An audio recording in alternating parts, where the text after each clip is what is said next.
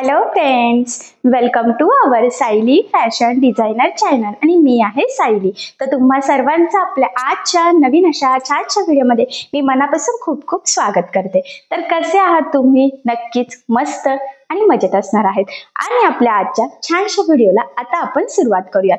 तर बघा, आज मी तुमच्यासोबत खूप सुंदर अशी लेटेस्ट ट्रेंडिंग न्यू लुक मधली ब्लाउज डिझाईन शेअर करणार आहे। ऍक्च्युली बऱ्याचदा होतं काय की त्याच डिझाईन बघून आपल्याला कंटाळा येतो, युनिक वेगळी आणि ब्लाउजला खूप सुंदर अशी लुक येणारी ब्लाउज डिझाईन बनवायची असते, पण कशी बनवावी हे सुचत नाही। तर आजची जी काही डिझाईन आहे ते यामुळे नक्कीच आपल्या साडीला आणि ब्लाउजला खूप सुंदर असं लुक येईल। त्याचबरोबर आय होप ही डिझाईन तुमच्या कस्टमरला सुद्धा नक्की आवडेल। आणि सगळ्यात इम्पॉर्टंट म्हणजे मी तुम्हाला या संपूर्ण डिझाईनची कटिंग आणि स्टिचिंग अतिशय सावकाश स्टेप बाय स्टेप आणि खूप काही महत्त्वाच्या टिप्स अँड ट्रिक्स सांगणार आहे, जेणेकरून तुम्हाला आपला आजचा हा व्हिडिओ बघून अशी छानशी ब्लाउज डिझाईन बनवणं खूपच सोपं जाईल। ठीक आहे, सो चला मग आता वेळ न घालवता आपण आपल्या आजच्या छानशा व्हिडिओला सुरुवात करूयात। आणि हा व्हिडिओ तुम्ही स्किप न करता पूर्ण नक्की बघा, जेणेकरून तुम्हाला आपला आजचा हा व्हिडिओ बघून अशी छानशी ब्लाउज डिझाईन बनवणं खूपच सोपं जाईल। ठीक आहे, इथे तुम्ही बघू शकतात की ब्लाउजचा जो काही बॅकनेक आहे तर तो मी इथे कटिंग करून घेतलेला आहे। तर अस्तर आणि ब्लाउजचा बॅकनेक असं दोन्हींची कटिंग केली।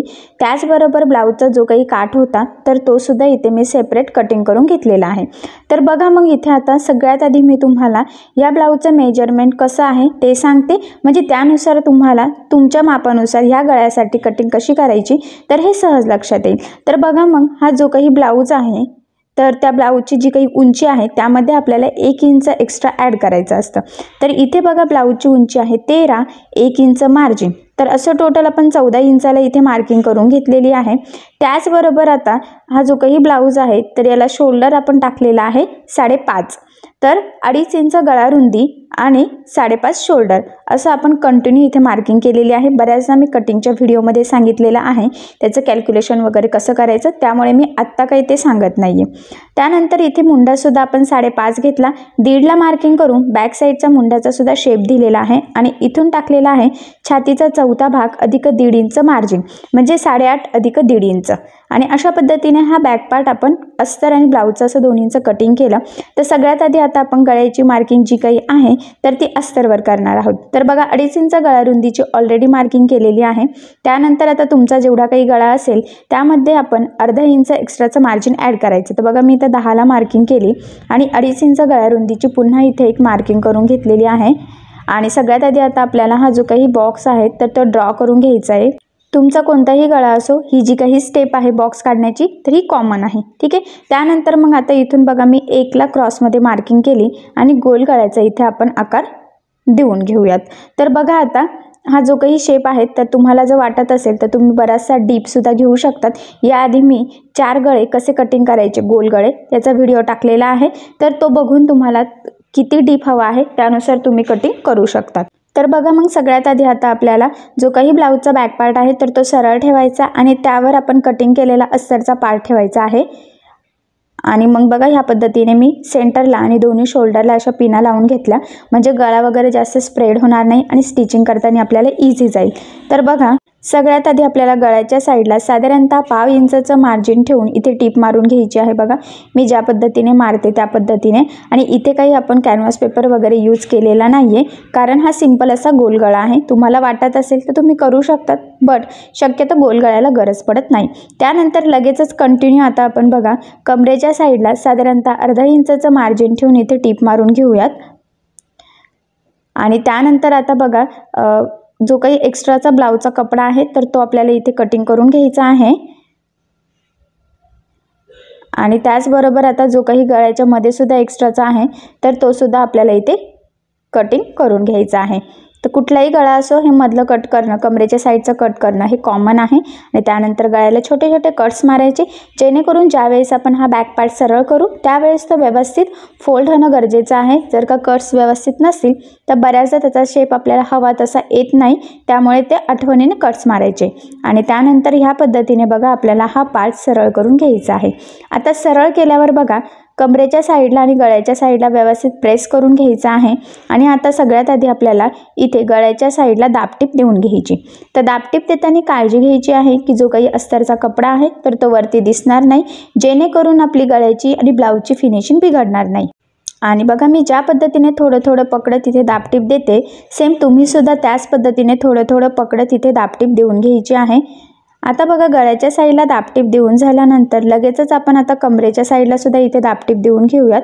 आणि कमरेच्या साईडला दाबटीप देताना सुद्धा सेम तोच रूल फॉलो करायचा आहे की अस्तरचा कपडा वरती दिसणार नाही. आणि इथे तुमच्या अजून एक लक्षात येईल की आपल्या ह्या स्टेपमुळे काय होते की आपल्याला इथे कमरेच्या साईडला कमरपट्टी लावायची गरजसुद्धा पडत नाही आहे. त्यामुळे मग एकदम कमीत कमी टाईममध्ये आपला हा परफेक्ट फिनिशिंग सहित बॅक पार्ट रेडी होतो. तर बघा दाबटीप देऊन झाल्यानंतर आता आपल्याला अस्तर आणि ब्लाऊजचा कपडा या पद्धतीने एकमेकाला जोडून घ्यायचा आहे. आणि हे जोडताना जेवढं शक्य आहे तेवढं कमीत कमी मार्जिन आपल्याला इथे पकडायचं आहे. हा पॉईंटसुद्धा खूप महत्त्वाचा आहे, तर तो लक्षात राहू द्या. आणि अजून एक महत्त्वाचं म्हणजे तुम्हा सगळ्यांना माहीत आहे की ज्यावेळेस आपण कटिंग करतो त्यावेळेस अस्तर आपलं परफेक्ट कटिंग असतं आणि ब्लाऊजचा कपडा आपण थोडा एक्स्ट्रा कट करतो, कारण की ते स्टिचिंग करताना सोपं जावं. म्हणूनच आपण मग हे जोडल्यानंतर जो काही आपला मेन फॅब्रिक म्हणजे ब्लाऊजचा जो काही कपडा आहे एक्स्ट्राचा, तर तो कटिंग करून परफेक्ट मापाचा इथे बॅक पार्ट रेडी करून घेतो. ठीक आहे. तर बघा आता हा रेडी झाल्यानंतर आपण इथे टक्स टाकून घेऊयात. तो उभा टक्स 4चा आणि सेंटरपासून मी इथे 4.5ला मार्किंग करून घेतलेली आहे. बरोबर ह्या पद्धतीने फोल्ड करायचं आणि इथे आपल्याला तिरका टक्स टाकून घ्यायचा आहे. टक्सला नेहमी डबल टिपसुद्धा द्यायची आहे. खाली व्यवस्थित लॉक करायचं म्हणजे ते लवकर ओपन होण्याचे चान्सेससुद्धा राहणार नाही.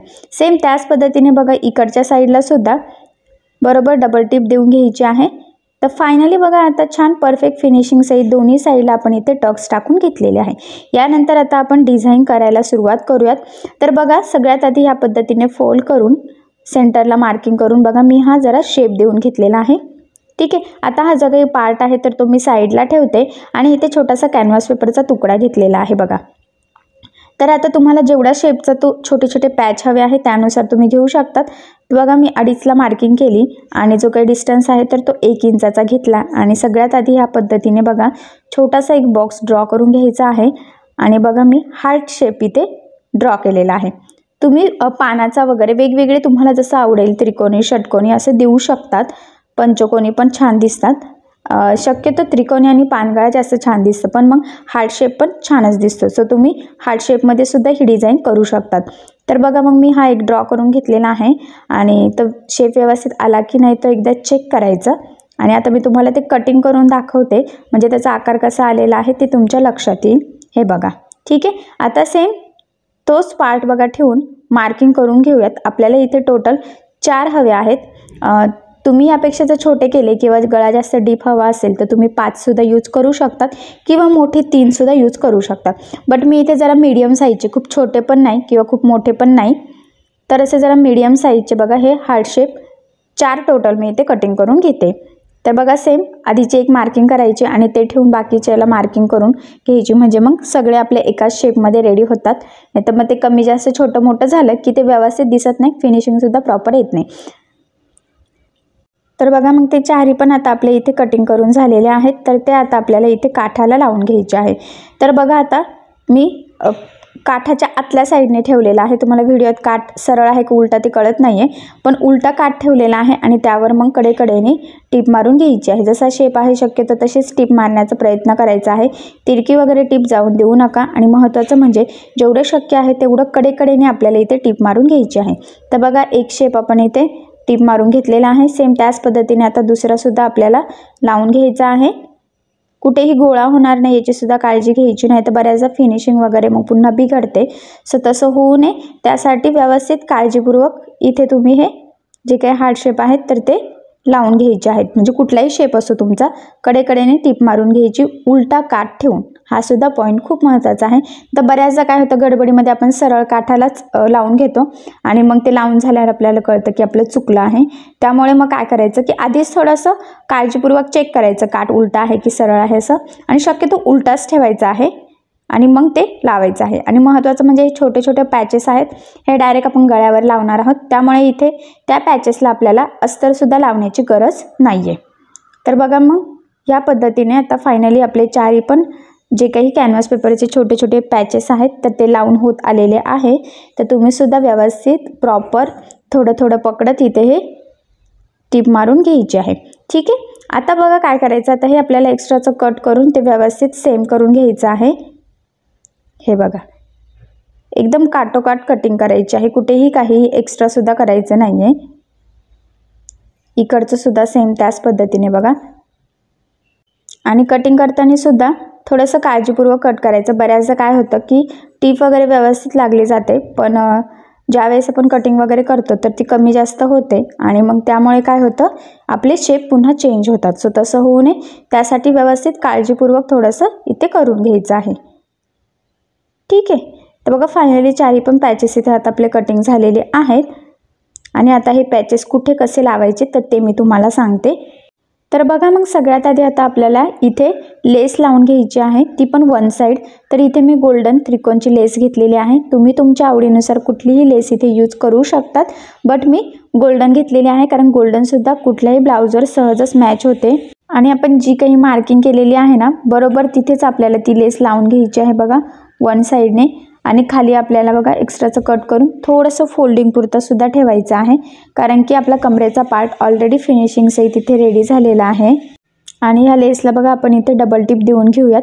शक्यतो लेस कुठलीही असो जाड किंवा बारीक डबल टिप देत चालायची, म्हणजे छान परफेक्ट असं लूक येतं, फिनिशिंग पण छान येते.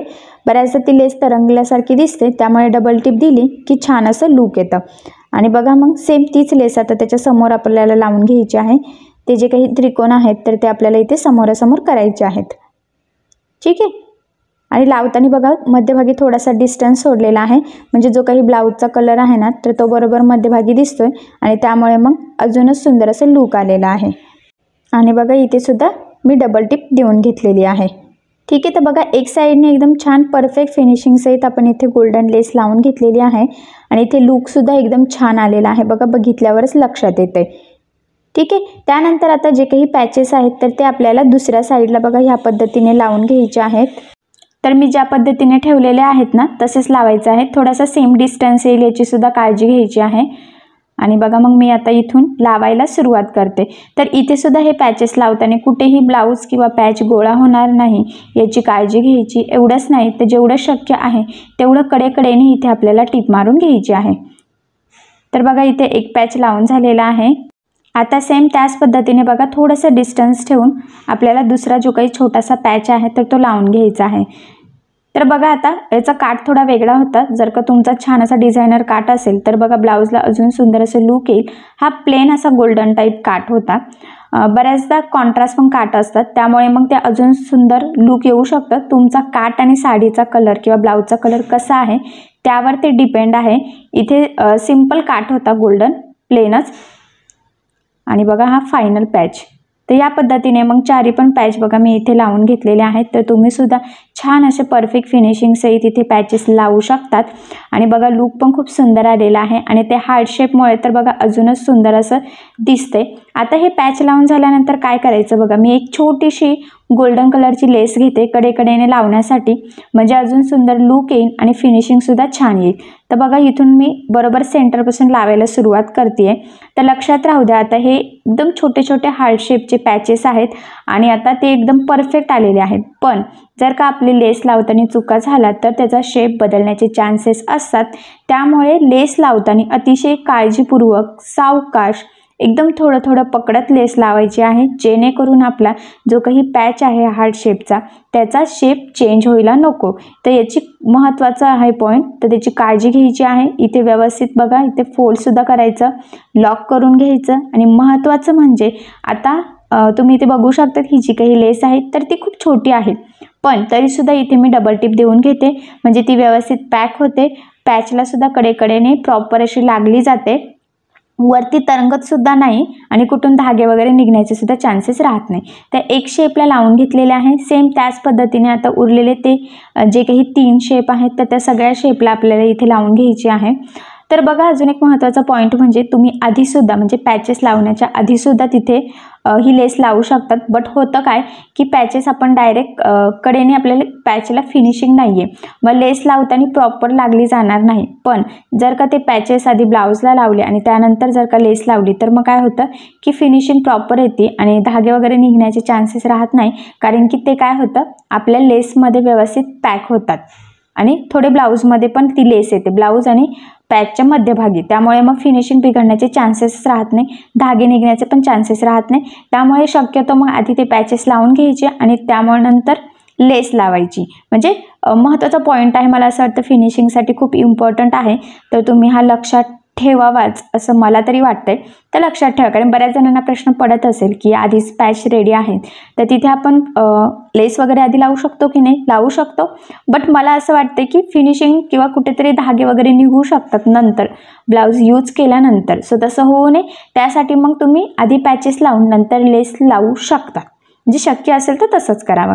तर बघा आता 3 झालेले आहे. आपला एक शेवटचा पॅचला आता इथे लेस लावायची बाकी आहे. आणि बघा इथे तुम्ही बघू शकता की जवळजवळ आता आपला जो काही शेवटचा पॅच आहे तर त्याला सुद्धा लेस लावून होतच आहे. तर फक्त आता लेस लावताना म्हणजे मी कशी कशी लावते, कसं कसं फोल्ड करते त्याकडे थोडं लक्ष द्या, म्हणजे तुम्हाला पण छोटासा पॅचला लेस कशी लावावी फिनिशिंगसहित याची जरा आयडिया येईल. ॲक्च्युली मी बोलून सांगण्यापेक्षा तुम्ही बघितलं की तुमच्या ते पटकन लक्षात राहील. त्यामुळेच मग सगळेच पॅचला लेस लावताना मी तुम्हाला दाखवलेलं आहे. खूप असं पटपट नाही सांगितलं की ह्या पद्धतीने लावून घ्या असं, कारण की तुमच्या ते लक्षात यावं, परत परत बघितलं की लक्षात येईल. ठीक आहे. तर बघा फायनली एका साईडला छान असे 4 पॅचेस लावून घेतलेले आहे, एक साईडला 2 लेअरमध्ये लेस लावलेली आहे आणि आता इथे मी सिम्पलसे गोल्डन रेडीमेड नॉट लावून घेते. तर बघा साधारणतः नॉट आपल्याला 2.5 ते 3 इंच खाली लावायचे असतात आणि एक लावून झाल्यावर सेम तीच मार्किंग शक्यतो दुसऱ्या साईडला करायची. त्यामुळे काय होतं की दोन्ही पण नॉट आपले व्यवस्थित एकाच लेवलमध्ये लागले जातात, नाही तर बऱ्याचदा ते वरखाली होण्याचे चान्सेस असतात. सो तसं होऊ नये त्यासाठी मार्किंग करायची. आणि लक्षात येईल बघा इकडून दोरा आपल्याला ब्ल्यू लागत होता, तिकडून लेस होती, त्यामुळे मग गोल्डन दोरा असतानाच तिकडचे नॉट लावले आणि इकडे दोरा चेंज करून घेतला. म्हणजे फिनिशिंगसाठी हा पॉईंट सुद्धा खूप इम्पॉर्टंट आहे, तर लक्षात राहू द्या. तर बघा मग फायनली आता आपला ही डिझाईन इथे रेडी झालेली आहे. आता इथे मी तुम्हाला नॉट वगैरे बांधून दाखवते, म्हणजे लूक वगैरे कसं येतंय तर याचा तुम्हाला जरासा अंदाज येईल.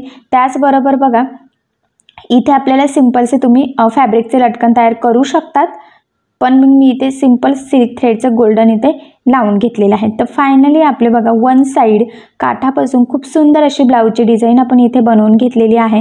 तुम्ही बघू शकता पॅचेस पण खूप छान आहेत. त्याचबरोबर एका साईडला 2 लेअरमध्ये लेस लावल्यामुळे सुद्धा अजून छान असं लूक आलेला आहे. आणि अशी डिझाईन तुम्ही सुद्धा नक्की ट्राय करून बघा.